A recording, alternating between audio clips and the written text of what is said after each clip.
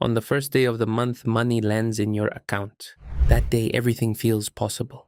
A few weeks later, you look at the balance of that same account, and a single question runs through your mind. Where did this money go? You didn't waste anything big. You didn't go on a luxury vacation. You didn't pay off a large debt to anyone, but the money is gone. And a month later, the same thing happens again. Then a year passes. Then 5 years pass. The money you earn has increased, but the money you've saved still isn't there.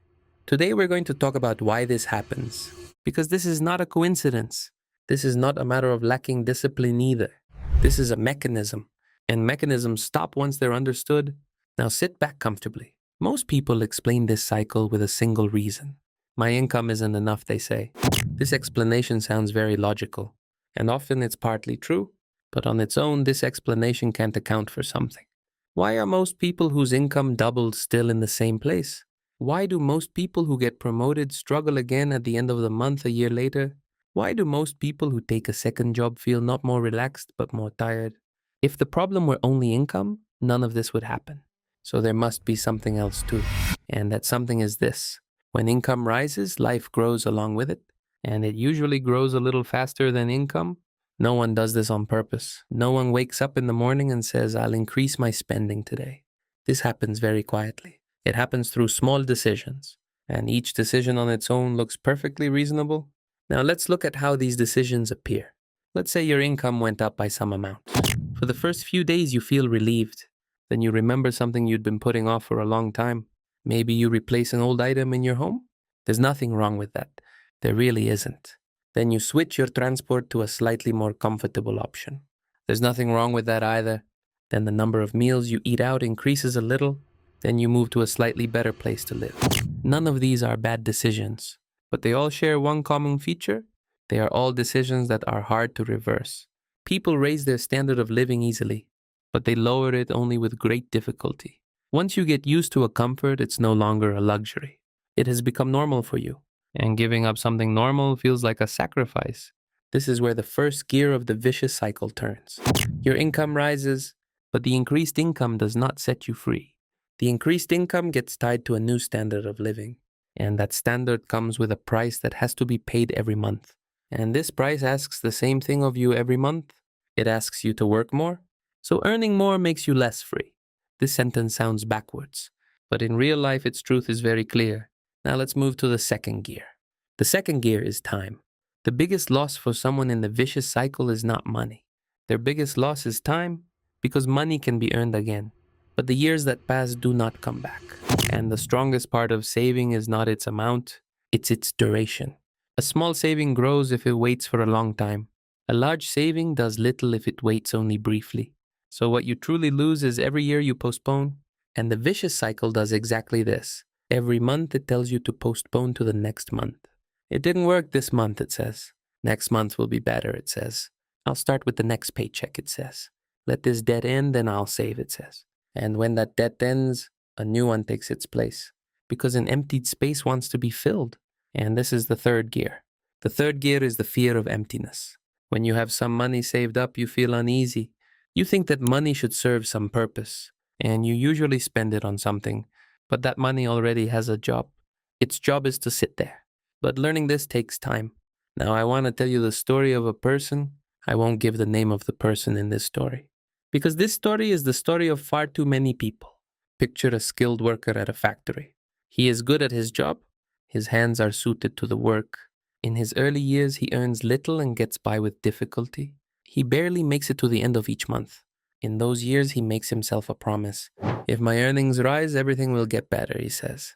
Years pass and his earnings really do rise. He now earns far more than the money of his early years. But something strange happens. The ends of the month are still hard. He still says the same sentence. Where did this money go? Because as his earnings rose, his life grew too. His home grew. His transport got more expensive. His habits multiplied. And every new habit gave birth to a payment that repeats every month. He didn't do any of this overnight. He did it through small decisions spread over the years. And none of those small decisions was wrong on its own. The mistake is not in the decisions. The mistake is in the system. Now imagine the same worker. But this time let him do one thing differently. When his earnings rise, let him not grow his life right away.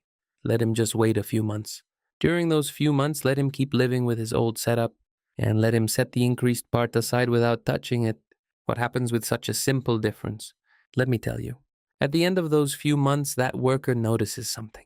Living with his old setup did not make him unhappy because he had already lived with that setup for years, and that setup is enough for him. The difference, meanwhile, now sits aside. This is what breaks the vicious cycle, placing a delay between the rise in income and the growth of life. Let's call this delay the gap. The gap is the distance between the money you earn and the money you spend. And what we call wealth is actually this distance. Someone who earns a lot but has no gap is not wealthy. They are just busy. Someone who earns little but has a gap moves slowly but surely. Now let's talk about how you'll build this gap. I'll explain it in 3 steps. The first step is to see. Someone living in the vicious cycle doesn't know exactly where their money goes. They guess, but they don't know. For 1 month, just record. Don't change anything. Just record. Because the moment you try to change, you start lying to yourself. But when you only watch, you see the truth. And at the end of that month, what most people see is the same. What drains the money is not the big expenses. It's the small payments that repeat every month. Because you notice a big expense, you don't notice a small repeating payment. That's why the second step is to sort out. Look at the list you recorded. And for each line, ask a single question. Does this payment really add something to my life? Some do. Leave those alone. Others just continue out of habit. Stop those for a while. You don't have to give them up completely. Just stop and see how you feel. You'll find you don't want most of them back. The third step is to protect. Because keeping the money you set aside is harder than setting it aside. So don't leave that money somewhere visible. Money that's easy to reach gets spent.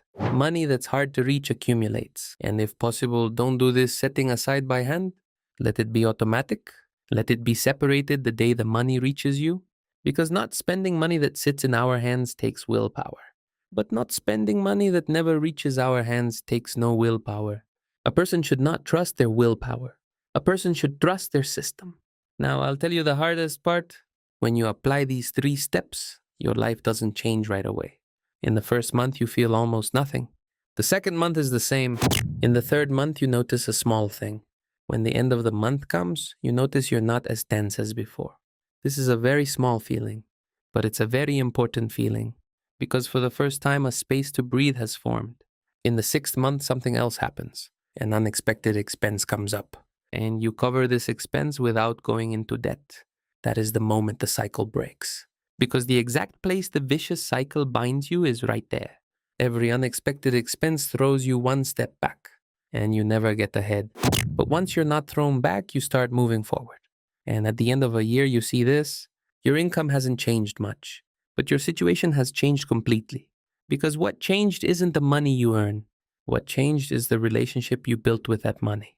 Now, as we close, I want to leave you with just one thing. The vicious cycle didn't take you in because you're lazy. On the contrary, you didn't notice it because you work so hard. Because a person who works hard can't find time to stop and look. And this cycle feeds on exactly that. What will break it is not working more. What will break it is stopping to look just once. Today you did that. Now it's time for the first step. This month, don't change anything. Just record. And a month later, tell yourself honestly what you see. The rest will come on its own. Take good care of yourself and go slowly. Because the one who goes slowly is the one who accumulates.